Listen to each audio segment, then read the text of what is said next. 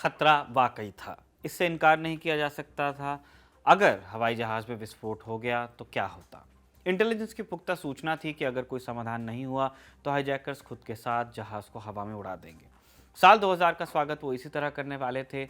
31 दिसंबर की आधी रात को 21वीं सदी की शुरुआत के मौके पर मैं किसी भी कीमत पर 166 मासूम लोगों और एक बच्चे को, जिनमें से कुछ विदेशी भी थे, विस्फोट में उड़ा दिए जाने की जिम्मेदारी नहीं ले सकता था। पहले तो मैं किसी भी समझौते के खिलाफ था, फिर जैसे जैसे वक्त बीता मैं बदलने लगा। ये पूर्व विदेश मंत्री जसवंत सिंह की उस किताब का हिस्सा है जिसमें 1999 के प्लेन हाईजैक की कहानी दर्ज है। Brought to you by Kuku FM. Download the app now. नमस्कार, मेरा नाम है निखिल और आप देख रहे हैं तारीख, जिसमें हम सुनाते हैं उस तारीख से जुड़ी भारत की ऐतिहासिक कहानियाँ। आज 31 दिसंबर है, साल का आखिरी दिन, और आज की तारीख का संबंध है 20वीं सदी के आखिरी हफ्ते की उस कहानी से जब 3 आतंकवादियों को छुड़ाने के लिए एक भारतीय हवाई जहाज़ IC-814 को 7 दिन के लिए हाईजैक कर लिया गया था। शुरुआत से पहले आपको बता दें, तारीख के इस एपिसोड के साझेदार हैं कुकू FM ऐप।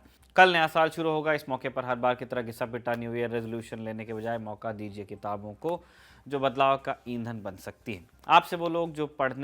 आप लोगों में से वो लोग जो पढ़ने से बचते हैं या जिन्हें वक्त नहीं मिलता, उनके लिए कुकू FM लाए हैं एक खास ऑफर।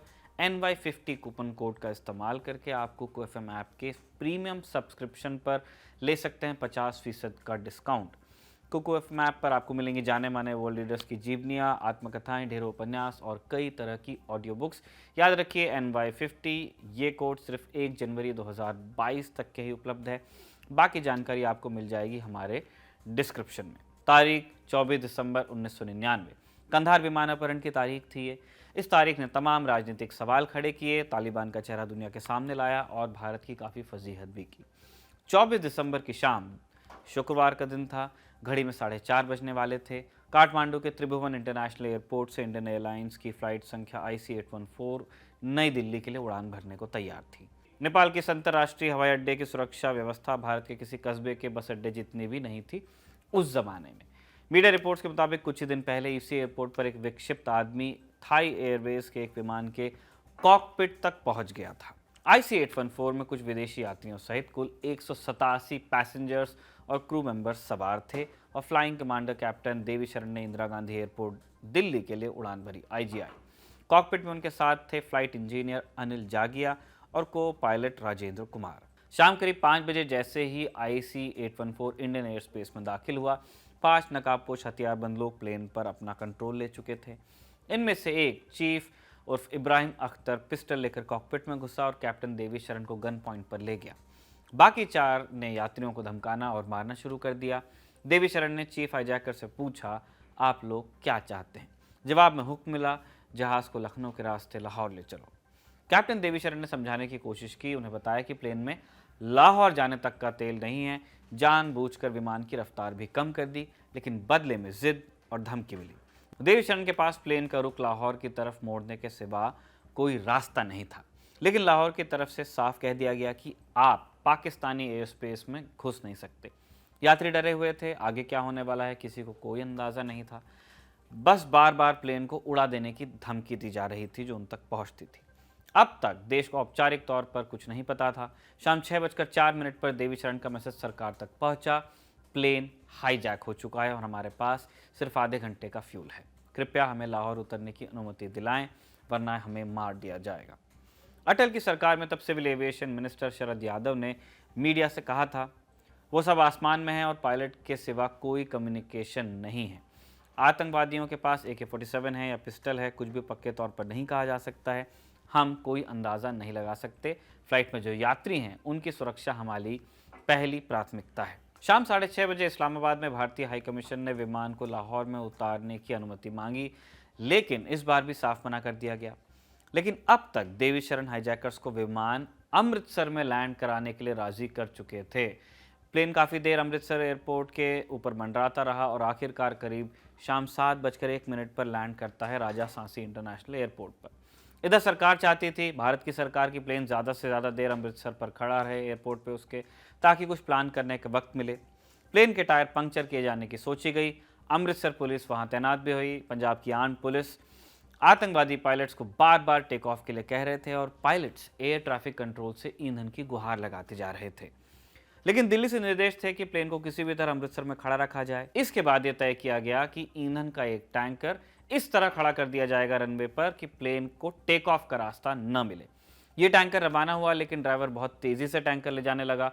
तब एटीसी ने ड्राइवर को टैंकर धीमे करने को कहा, लेकिन ड्राइवर ने जोर से ब्रेक मार दिया और टैंकर बीच में ही खड़ा हो गया।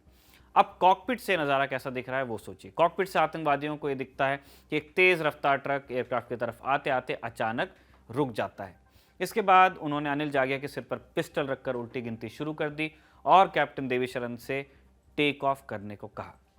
आखिरकार बिना फ्यूल लिए जहाज एक बार फिर इस वजह से उड़ान भरता है। वक्त शाम 7:50। टेक ऑफ के वक्त जहाज के टैंकर से टक्कर होते होते बची थी। कुछ ही देर बाद जहाज लाहौर के आसमान में था।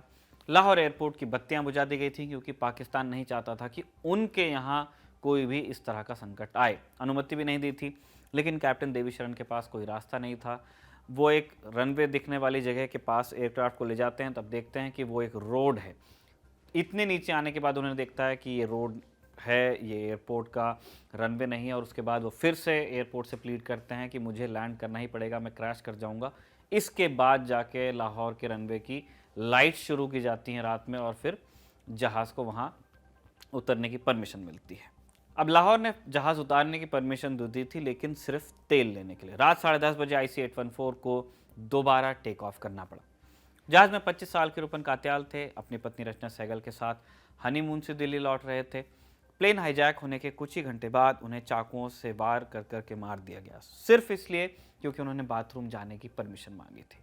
लाहौर से टेक ऑफ करने के बाद विमान काबुल होते हुए मस्कट और फिर ओमान की तरफ गया, लेकिन कहीं लैंड करने की परमिशन नहीं मिली। आखिरकार 25 दिसंबर की सुबह करीब 3 बजे विमान दुबई में लैंड हुआ। यहाँ ईंधन भरे जाने के एवज में 26 यात्रियों को रिहा करने का समझौता हुआ। रिहा हुए ज्यादातर यात्री बीमार, वृद्ध लोग एवं औरतें और बच्चे थे। यात्रियों को लाने मंत्री शरद यादव खुद उस दिन दुबई पहुंचे। साथ में रुपन कात्याल का पार्थिव शरीर भी दुबई में उतार लिया गया। इसके बाद विमान ने अफगानिस्तान में काबुल की तरफ उड़ान भरी, लेकिन काबुल एयरपोर्ट की तरफ से विमान को कंधार ले जाने को कहा गया। 26 दिसंबर की ही सुबह 8 बजे के करीब विमान कंधार हवाई अड्डे पर लैंड करता है। इसके बाद IC-814 पूरे 6 दिनों तक यात्रियों के लिए जेल बना रहता है। इंडियन एयरलाइंस के विमान को अगवा करने वाले आतंकवादियों ने अपनी सुरक्षा की गारंटी के तौर पर तालिबान के भी एक अफसर को अपनी हिरासत में रखा था, ऐसा कहा जाता है। देश तब कुछ दिन पहले ही कारगिल युद्ध से उभरा था। विपक्ष और जनता तत्कालीन प्रधानमंत्री अटल बिहारी वाजपेयी को इसके लिए जिम्मेदार ठहराने लगी। ऐसे में दिल्ली में तमाम मुलाकातों और बैठकों का सिलसिला चलने लगा। पत्रकार विजय त्रिवेदी ने अपनी किताब हार नहीं मानूंगा में इस सिलसिले का काफ़ी अच्छे से जिक्र किया है। वाजपेयी ने विमान में बंधक बने यात्रियों के रिश्तेदारों को प्रधानमंत्री आवास पर अंदर बुलाने और उन्हें सरकारी कोशिश बताने के लिए कहा। तब तक समझौते की बातचीत शुरू हो गई थी। उस वक्त अफगानिस्तान में तालिबान की सरकार थी। मुल्ला उमर और उनके विदेश मंत्री वकील अहमद मुत्तवकिल बातचीत कर रहे थे। शुरुआत में बंधक यात्रियों की रिहाई के बदले देश की अलग अलग जेलों में बंद 36 आतंकवादियों को छोड़ने, एक आतंकवादी सज्जाद अफगानी की लाश सौंपने और 20 करोड़ अमेरिकी डॉलर की रकम बतौर फिरौती देने की मांग की गई। मांग रखने वाला था मौलाना मसूद का छोटा भाई। इधर दिल्ली में cabinet committee on security CCS का कोई भी वरिष्ठ मंत्री रिश्तेदारों से मिलने को तैयार नहीं था। तब तत्कालीन विदेश और रक्षा मंत्री जसवंत सिंह आगे आए। कंचन गुप्ता को साथ लेकर जसवंत सिंह पहुंचे तो भीड़ ने घेर लिया। कोई उनकी सुनने को तैयार नहीं था। लोग चिल्ला रहे थे, हमें हमारे रिश्तेदार चाहिए, हमें कोई फर्क नहीं पड़ता कि इसके बदले में क्या देना पड़ेगा। यदि कश्मीर देना है तो दे दो, कुछ भी दे दो, हमारे लोगों को घर वापस ले आओ। अचानक मेरा बेटा है, मेरा बेटा है, चीखते चीखते कोई बेहोश होकर गिर पड़ा। कोई चीख रहा था, कोई दहाड़े मारकर रो रहा था। विपक्ष भी सरकार पर हमलावर था। भीड़ उन्माद में थी ही। जसवंत सिंह अपनी किताब a call to honour in service of emergent India में लिखते हैं, आज भी जब मैं याद करता हूं तो मुझे शर्मिंदगी होती है। शुरुआत में तो शायद अचानक ये हुआ था, लेकिन उसके बाद सरकार को शर्मिंदा करने की किसी प्रायोजित योजना की तरह राजनीतिक कार्यकर्ताओं की भीड़ को तैयार किया गया। सड़कें ब्लॉक की गई, प्रेस ब्रीफिंग्स को बाधित किया गया और सड़क पर शर्मनाक तरीके से उन्माद फैलाया गया। मुझे अभी भी नहीं पता कि वो इस अपमानजनक व्यवहार से क्या दिखाना चाहते थे, लेकिन इसने निश्चित रूप से अंतर्राष्ट्रीय समुदाय की नज़र में भारत को नीचा दिखाने में सफलता पा ली। अपहरण संकट को निपटाने के लिए कई सख्त और तेज तर्रार अफसरों के साथ एक क्रैक कमांडो टीम 27 दिसंबर को कंधार एयरपोर्ट पर उतरती है। पता चला कि तालिबानी लड़ाके पोजीशन लेके खड़े हैं। बातचीत के लिए वहां विवेक काटजू, अजीत डोभाल और सीडी सहाय मौजूद थे। काटजू इस ग्रुप की अगुवाई कर रहे थे जो डोभाल से 7-8 साल जूनियर थे और सीनियर जूनियर का फर्क कई और ऑफिसर्स में से भी था और इसीलिए कहा जाता है कि तालमेल को लेकर के उस दौरान क्या हुआ होगा उस बारे में भी सोचना चाहिए। हमले की पोजीशन पर तालिबानी थे। समझौते की बातचीत शुरू हुई इसी कॉन्टेक्स्ट में। तालिबान की तरफ से कहा गया कि मौलाना चाहिए। अफसरों को तब अंदाज़ा नहीं था कि मौलाना कौन है, कौन से वाले मौलाना की बात हो रही है। फिर बताया गया कि मौलाना का मतलब है मौलाना मसूद अजहर, हरकतुल मुजाहिदीन का मुखिया। मौलाना मसूद अजहर 1994 से जम्मू जेल में बंद था। उससे 1994 में तब गिरफ्तार किया गया था जब वो अपने संगठन हरकत उल अंसार के कुछ अंदरूनी झगड़ों को निपटाने वहां आया था। मसूद अजहर को छुड़ाने के लिए एक और आतंकवादी संगठन अल फरान 1995 में खड़ा हो गया था। हरकत उल अंसार ने फिर अगले साल 4 पर्यटकों का अपहरण कर लिया था और उन्हें सहारनपुर के गांव में छिपाकर रखा था। इस अपहरण के पीछे दिमाग था उमर सईद शेख का, जो लंदन स्कूल ऑफ इकोनॉमिक्स का छात्र रहा था। जनरल परवेज मुशर्रफ अपनी किताब लाइन ऑफ फायर में लिखते हैं कि ब्रिटिश MI6 ने ही उमर शेख को तैयार किया था। उमर शेख को पुलिस ने पकड़ लिया और वो तब से दिल्ली की तिहाड़ जेल में था। तीसरा आतंकवादी जिसको छोड़ने की मांग की गई थी वो था मुश्ताक जरगर। जरगर पर 40 से ज़्यादा हत्याओं का आरोप था और इन 40 लोगों में से ज़्यादातर लोग कश्मीरी पंडित थे। समझौता बातचीत में तालिबानी बीच में आए। 5वां दिन यात्रियों के लिए बड़ा मुश्किल भरा था। टॉयलेट्स ओवरफ्लो हो गए थे। चेहरे सिर्फ कहने भर के लिए जिंदा बाकी थे। मौत की दहशत हर किसी के बदन में गहरे उतर गई थी। दिल्ली में प्रधानमंत्री वाजपेयी के चेहरे पर भी चिंता की लकीरें गहरी होने लगी थी। उनका दिमाग रास्ता निकालने की उलझन में था। दिल्ली में उस दिन 28 दिसंबर को शास्त्री भवन में पत्र सूचना कार्यालय में जसवंत सिंह प्रेस कॉन्फ्रेंस कर रहे थे तो बहुत से रिश्तेदार अचानक घुस आए। वे सभी 35 आतंकवादियों के नाम जानना चाह रहे थे। कोई चीखा, जब मुफ्ती मोहम्मद की बेटी रुबिया के लिए आतंकवादियों को छोड़ा गया तो हमारे रिश्तेदारों को क्यों नहीं छोड़ा जा सकता? जो देना है वो दे दो, हमें कोई फर्क नहीं पड़ता। एक शाम एक सरप्राइज विजिटर प्रधानमंत्री के आवास पर पहुंची। ये स्क्वाड्रन लीडर अजय आहूजा की पत्नी थी। आहूजा ने कारगिल युद्ध में अंतिम बलिदान दिया था। उन्होंने बंधक यात्रियों के रिश्तेदारों से कहा कि भारत को अपहरणकर्ताओं के आगे नहीं झुकना चाहिए। तब ध्यान रखिए, शहीद की बेवा है। भीड़ में से तब कोई चीखता है, वो खुद विधवा है और अब दूसरों को विधवा बनाना चाहती है। वो कौन होती है भाषण देने वाली, कहाँ से आई है? जब माहौल ज़्यादा खराब होने लगा तो उन्हें अंदर ले जाया गया। इसी तरह वीरगति को प्राप्त लेफ्टिनेंट विजयन थापर के पिता कर्नल वीरेंद्र थापर की अपील भी बेअसर दिख रही थी। सरकार में बैठकें लगातार हो रही थी। कंधार से IB के मुखिया अजीत डोभाल का फोन था कि सर कुछ जल्दी कीजिए, इनका सब्र का बांध टूट रहा है। 28 दिसंबर को डील लगभग तय हुई। 3 आतंकवादियों मौलाना मसूद अजहर, मुश्ताक अहमद जरगर और अहमद उमर सईद शेख को छोड़ने पर बात तय हुई। CCS की बैठकों में प्रधानमंत्री के साथ रक्षा मंत्री, गृह मंत्री, विदेश मंत्री और राष्ट्रीय सुरक्षा सलाहकार होते हैं। 36 के बजाय 3 आतंकवादियों को छोड़ने का फैसला इन्हीं सारी बैठकों में किया गया। जसवंत सिंह तीनों आतंकवादियों मसूद अजहर, उमर शेख और मुश्ताक जरगर को लेकर खुद कंधार गए ताकि कोई स्थिति ऐसी बने जिसमें फैसला बदलना पड़े या हाई लेवल डिसीजन लेना पड़े तो दिल्ली की तरफ रुख ना करना पड़े।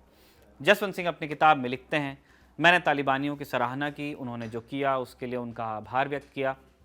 कम से कम उन्होंने समझौते के मुद्दे पर अपहरणकर्ताओं से बातचीत को आगे बढ़ाया था। 2 बातों पर सहमति बनी थी इसके बाद। एक कि तीनों आतंकवादियों की पहचान की जाएगी और दूसरा कि ये होने के बाद ही सभी बंधक यात्री नीचे उतर सकते हैं, उसका क्रू नीचे उतर सकता है। तारीख थी 31 दिसंबर यानी आज ही का दिन।